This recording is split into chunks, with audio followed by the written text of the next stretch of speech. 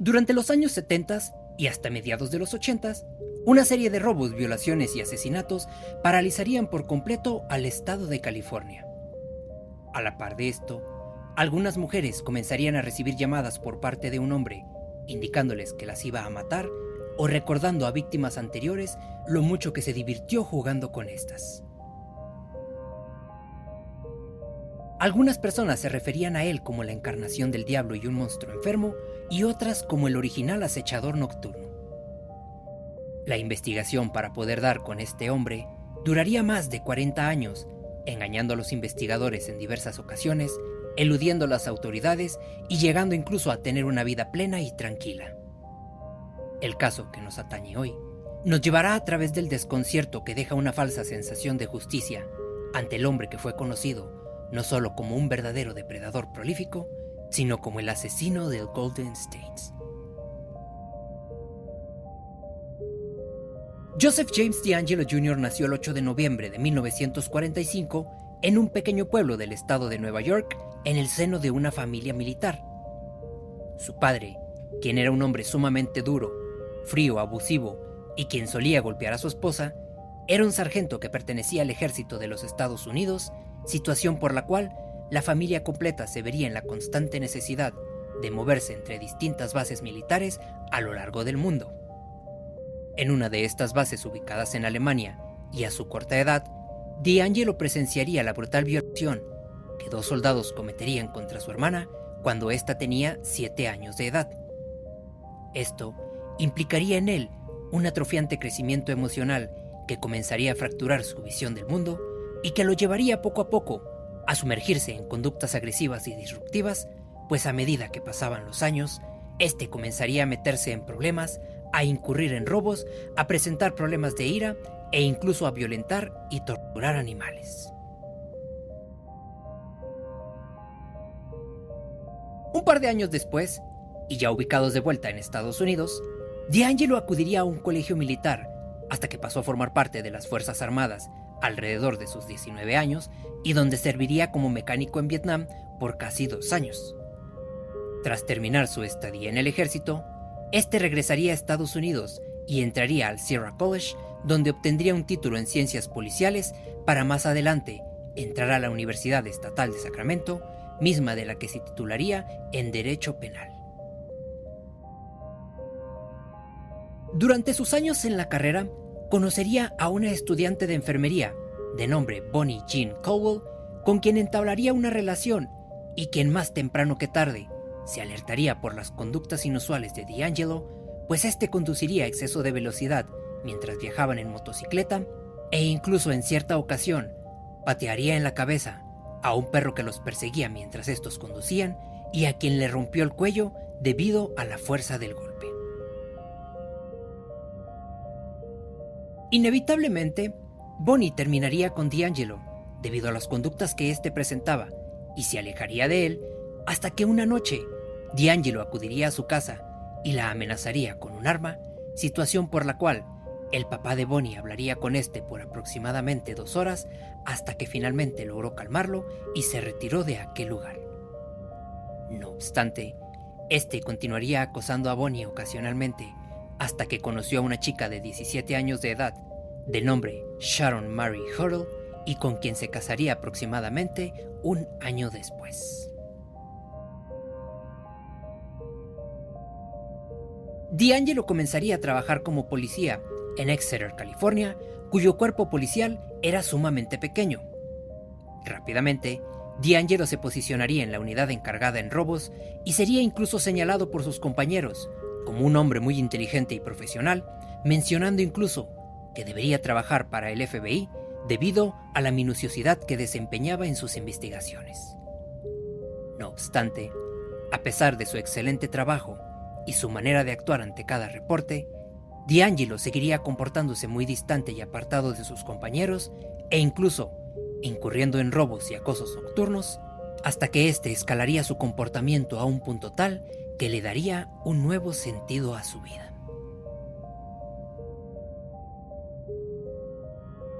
La madrugada del 11 de septiembre de 1975, DeAngelo irrumpiría en la casa de una familia de apellido Snelling compuesta por un hombre de 45 años de edad,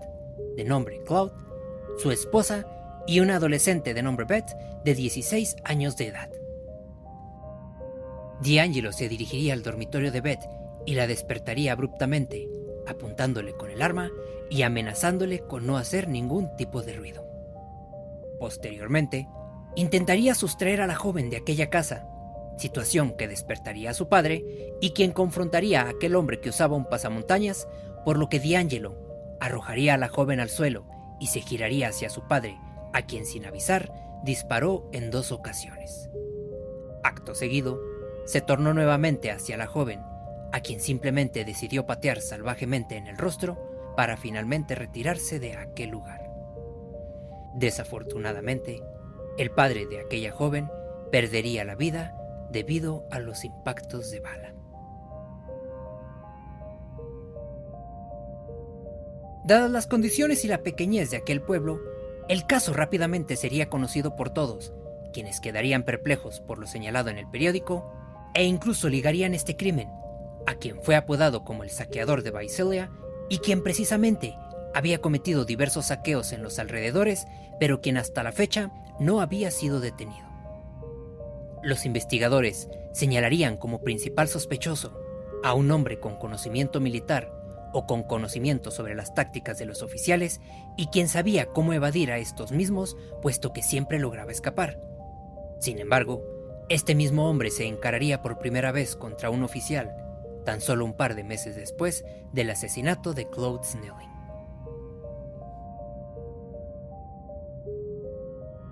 Visalia se ubicaba alrededor de 15 minutos de Exeter y justamente en diciembre de 1975, 2 oficiales de apellido McCowan y Shipley se encontraban atentos en una residencia en la que sospechaban que este hombre podría irrumpir. McCowan estaba dentro de la cochera, esperando por cualquier alerta, mientras Shipley se encontraba vagando hacia los alrededores, hasta que McCowan se percató de que un hombre con pasamontañas estaba merodeando por la residencia, a lo que éste le apuntó y le advirtió detenerse. Aquel hombre le pediría que no lo dañara, sin embargo el oficial daría un tiro de advertencia para alertar a su compañero, a lo que aquel hombre se quitaría el pasamontañas y se giraría hacia el oficial, a quien le dispararían la linterna que estaba sosteniendo, misma que debido a los vidrios le lastimarían el ojo derecho y caería al suelo, lo que permitiría que aquel hombre lograra escapar. McGowan lograría dar una descripción hablada de aquel hombre, lo que resultó en diversas llamadas por parte de numerosos vecinos, indicando conocer a una persona que se asemejaba a este. Sin embargo, ninguno de ellos tenía asuntos reales con el saqueador de Visalia. No obstante, tan solo un par de días después de este evento, los robos se detendrían por completo en la zona. Los oficiales señalarían la posibilidad de que el saqueador se habría asustado a tal punto que decidió dejar de cometer estos crímenes o que posiblemente habría sido detenido por algún otro delito, por lo que la investigación quedó archivada. No obstante, D'Angelo habría abandonado el cuerpo de policías de Exeter y se había mudado al norte del estado, donde se uniría al departamento de policías de Auburn, California. Durante su estancia en este lugar, comenzarían a presentarse una oleada de robos, los cuales poco a poco escalarían en abusos sexuales y violaciones. De estas, una de las que marcaría gran parte de la investigación se daría el 5 de octubre de 1976, cuando D'Angelo entró a la casa de una mujer, cuyo esposo se había ido a trabajar y a quien encontró en su dormitorio con su bebé en sus brazos. D'Angelo le indicaría que no se preocupara por nada, pues solo tomaría algunas cosas y se marcharía. Sin embargo, este le vendó los ojos, tomó al bebé, a quien llevó al otro cuarto, y tras regresar, comenzó a violar a aquella mujer en diversas ocasiones durante un par de horas. Finalmente, regresó con el bebé en brazos y se lo dio a la mujer, y antes de marcharse, simplemente le indicó que la había visto en el Oak Club.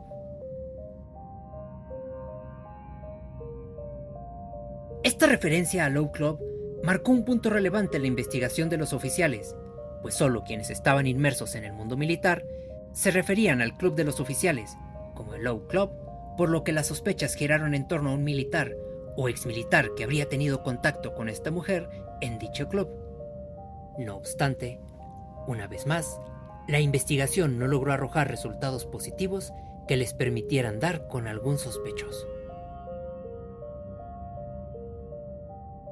El modo de ataque de D'Angelo sería exactamente el mismo reportado por diversas personas que señalaban a un hombre que entraba y abusaba sexualmente de ellas, deambulaba por la casa, saqueaba algunas cosas, volvía a abusar de ellas, comía algo y bebía algunas cosas del refrigerador mientras continuaba deambulando por la casa. Algunos de los ataques que éste cometía podían variar entre un mes y tan solo unos pocos días, llegando a llevar algunos incluso en un mismo día, por lo que las personas comenzarían a extremar precauciones, lo que llevaría a que los mejores detectives del área se unieran a la investigación, especialmente después del ataque que D'Angelo cometió contra una adolescente de 15 años de edad. Justamente, el 18 de diciembre de 1976, la joven Chris Pedrecci se encontraba sola en su casa después de que sus padres habrían acudido a una fiesta navideña. Esta chica se ubicaba en la sala, tocando el piano, cuando repentinamente sintió un cuchillo en el cuello y la voz de un hombre que le indicó que no gritara y no se moviera o le cortaría la garganta. Pedrecci se quedó inmóvil, desconcertada y presa del miedo, por lo que simplemente obedeció las indicaciones de aquel hombre, quien le preguntó por las joyas y el dinero de sus padres, así como el horario en que estos regresarían a casa. Posteriormente, la llevó al patio trasero, donde le vendó los ojos y le ató las manos para proceder a desnudarla, llevarla adentro y comenzar a violarla en 3 ocasiones. Cada que esta joven se movía, por muy mínimo que esto fuera, aquel hombre le indicaba que se quedara quieta, de lo contrario iba a matarla, y de alguna manera, así pasaran 5 o 10 minutos, cada que ésta se movía, aquel hombre estaba ahí para volver a amenazarla, hasta que finalmente, sin importar lo que le pasara, decidió quitarse la venda con la almohada e intentó escapar, estando incluso preparada para morir. Sin embargo, para este punto, aquel hombre ya se había marchado de su hogar. Un par de semanas después, durante uno de los ataques, los investigadores se encontrarían con una pista sumamente interesante y que les permitió establecer un perfil cada vez más preciso. Estos encontrarían manchas de sangre, las cuales pertenecían al agresor, a lo que teorizaron que posiblemente tuvo algún tipo de herida, por lo que se permitieron tomar una muestra y analizarla en un laboratorio. Estos resultados señalarían al sospechoso como un fenotipo no secretor, lo que significaba que ni su saliva ni su semen podrían determinar su tipo de sangre, y solo un 20% de los individuos caucásicos presentaban un fenotipo similar, lo que reducía la lista de sospechosos considerablemente. Este hallazgo, a la par de las sospechas de que el hombre sería un exmilitar o un posible oficial, les permitió establecer un punto de partida más adecuado, considerando la estatura, el color de piel y la posible edad del atacante. Sin embargo, pese a los grandes aciertos que estos investigadores habían presentado, seguían sin lograr dar con algún posible sospechoso. D'Angelo continuaría con su reinado de terror, haciéndose de nuevas víctimas, hasta que una vez más se toparía con una situación que daría una nueva oportunidad a los oficiales, pues después de haber merodeado por un vecindario, sería visto por un joven de 18 años, quien lo escuchó afuera de su casa y quien intentó atraparlo. D'Angelo intentaría huir saltando una cerca, pero sería capturado por aquel joven, a quien golpeó fuertemente en la cabeza y a quien le disparó en el abdomen para proceder a marcharse. Afortunadamente, aquel joven sobreviviría al ataque y lograría dar una descripción más acertada sobre su rostro, lo que resultaría en una nueva descripción hablada. Para este punto, D'Angelo habría iniciado con un nuevo modus operandi para despistar a los oficiales, pues había comenzado a realizar algunas llamadas a la propia estación de policía, indicándoles no solo que realizaría un nuevo ataque, sino que incluso esa misma noche arremetería contra alguien más. De la misma manera, había realizado algunas llamadas a algunas de las mujeres para asustarlas, y sería con una de estas particularmente con quien finalmente podrían conseguir una grabación de la voz del perpetrador, pues los oficiales le proporcionarían una grabadora después de haber recibido distintas llamadas de este mismo. Hello?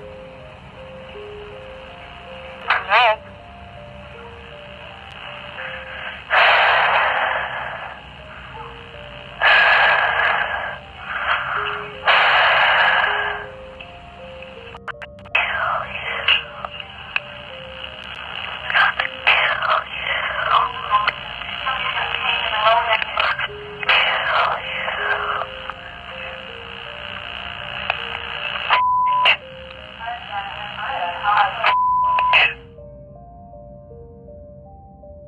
Para este punto, el número de víctimas de violaciones de DeAngelo ascendía a más de 30 personas.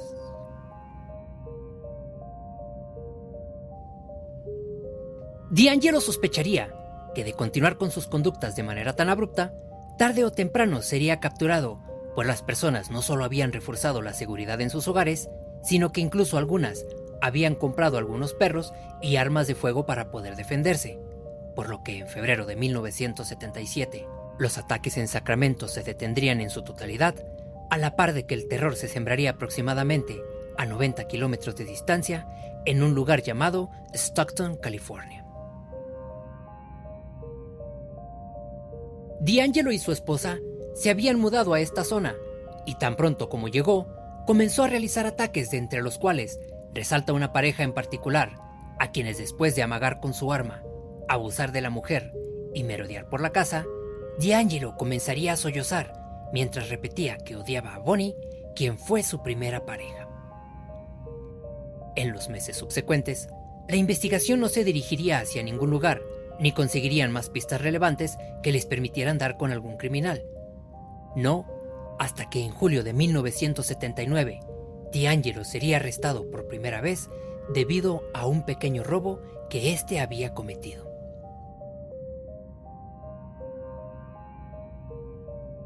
Este arresto haría que DeAngelo perdiera su trabajo como policía, por lo que éste se mudaría hacia Santa Bárbara, donde al entrar a la casa de una pareja y verse descubierto por la misma, los amenazó con su arma de fuego y procedió a amarrarlos de manos y pies. Posteriormente, mientras estaba merodeando por la casa, la chica aprovechó la oportunidad para salir dando pequeños saltos y pidiendo ayuda, lo que alertaría a un vecino, quien llamó al 911.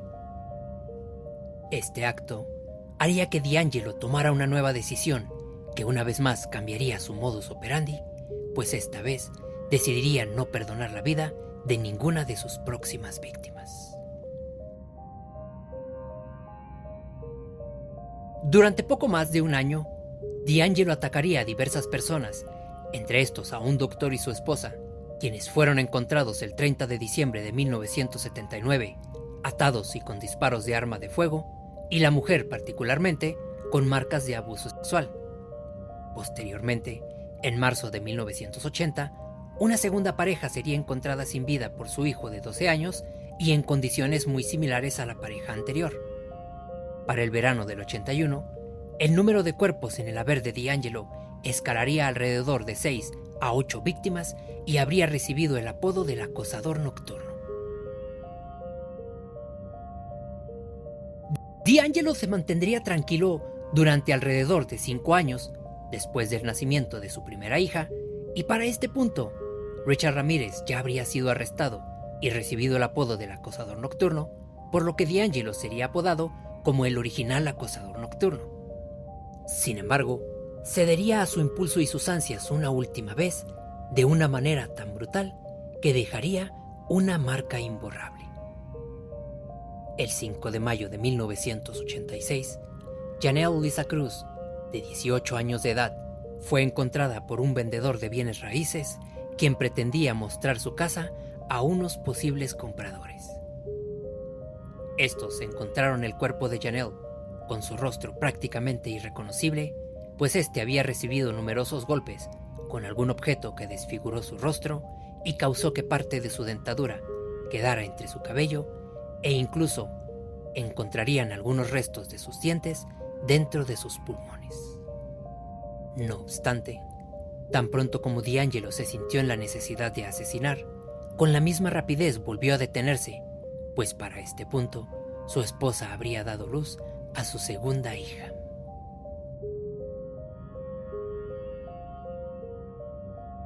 D'Angelo y su esposa decidirían separarse y este se mudaría nuevamente a Sacramento, donde conseguiría un trabajo como mecánico. 3 años después, D'Angelo y su esposa se reconciliarían y esta daría luz a su tercera hija, tan solo para volver a separarse después de 2 años. D'Angelo continuaría con su trabajo, donde pese a no haber incurrido en crímenes mayores, sí solía actuar de manera agresiva y violenta, arrojando incluso algunos objetos hacia sus compañeros. Sin embargo, sus ansias y su necesidad escondida emergería ocasionalmente, al punto que incluso,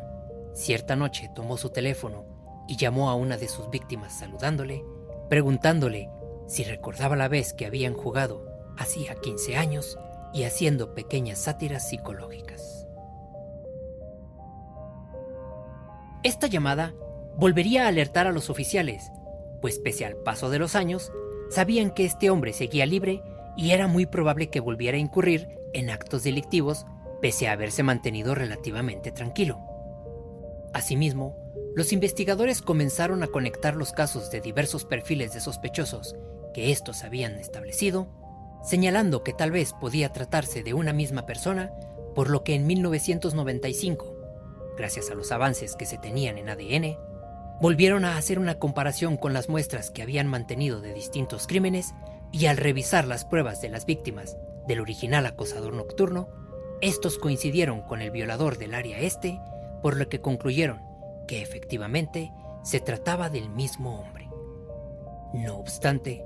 pese a los hallazgos de estas pruebas, D'Angelo no sería atrapado, pues este se había mantenido tranquilo por aproximadamente 27 años, hasta que una mujer de nombre Michelle McNamara publicó un artículo llamado Tras los pasos del asesino, en el que hablaba de un hombre a quien apodó como el asesino del Golden State, mismo a quien ligó desde los crímenes ocurridos en Visalia en la década de los 70s y que aparentemente se habrían detenido a mediados de los 80s.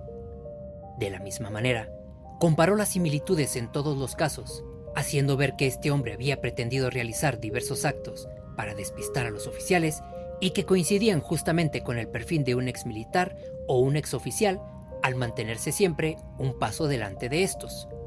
Incluso señaló con detalle la manera en que ésta había estudiado su rostro a través de los diversos dibujos que se habían presentado del asesino, esclareciendo las similitudes que había en cada uno de estos, y finalmente concluyó su artículo señalando que el asesino seguía en libertad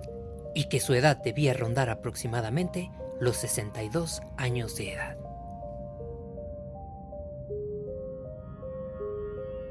Para este punto, D'Angelo se había retirado de su trabajo como mecánico y había pasado a tener una vida plena y tranquila, al lado de su hija y de su nieta, indicando a uno de sus excompañeros de trabajo, con quien solía salir a pescar, que era un hombre sumamente afortunado al poder estar rodeado de quienes lo amaban y un hombre sumamente bendecido. Para este punto, no solo se habían perdido vidas humanas a lo largo de la investigación, sino que habían pasado alrededor de 40 años sin obtener frutos de esta misma.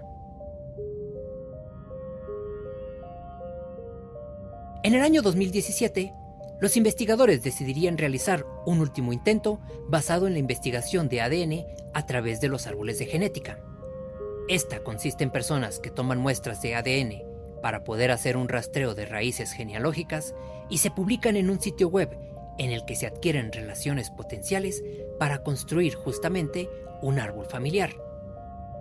De esta manera, los investigadores subirían las muestras que poseían del asesino, a lo que no solo revisaron la parte del ADN, sino los numerosos obituarios y registros de nacimientos, así como registros de decesos que pudieran ligar de alguna manera a las muestras de ADN y que encajaran con la descripción del asesino,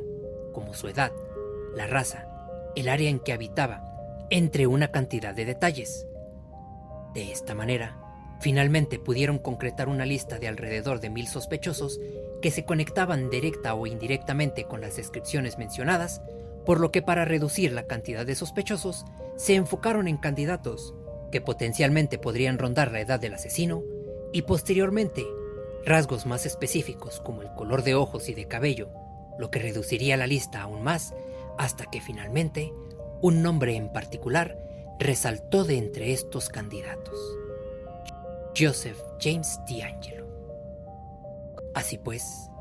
DeAngelo sería finalmente arrestado el 24 de abril del 2018 a sus 72 años de edad, después de más de 40 años de haber evadido a las autoridades. Durante su juicio, DeAngelo intentó parecer desubicado, desorientado, frágil y senil en un último esfuerzo por intentar evadir la justicia. Sin embargo, lograrían establecer un acuerdo en el que éste evitaría la pena de muerte si cooperaba con el caso, por lo que el 20 de junio del 2020, a la edad de 74 años, DeAngelo aceptó ser el asesino del Golden State, aceptó haber cometido 51 violaciones, aceptó más de 10 asesinatos y un mínimo de 120 robos, por lo que se le condenó a 13 cadenas perpetuas sin posibilidad de libertad condicional. Al día de hoy, DeAngelo permanece encerrado en la prisión estatal de Corcoran, California, a sus 80 años de edad. Si te ha gustado este video, te invito a revisar el caso de Gary Ridgway, quien también logró evadir a las autoridades durante más de 20 años y a quien también lograron atrapar gracias a las muestras de ADN de las que se poseían. Asimismo, les invito a unirse a esta pequeña comunidad, que continuaré subiendo más contenido que podría ser de su agrado, a dejar su like y un comentario al respecto del mismo. Este caso en particular deja una extraña sensación de justicia, porque durante más de 40 años, DeAngelo vivió en libertad, formó una familia y vio crecer a sus hijas y nietos, a la par de que tanto sus víctimas como sus familiares tuvieron que aprender a vivir con el miedo, el dolor y la ausencia, y aunque la justicia finalmente le alcanzó, esta jamás podrá devolverles aquello que DeAngelo les arrebató: la oportunidad de vivir la vida que éste disfrutó. Yo soy Franco y les deseo una excelente noche.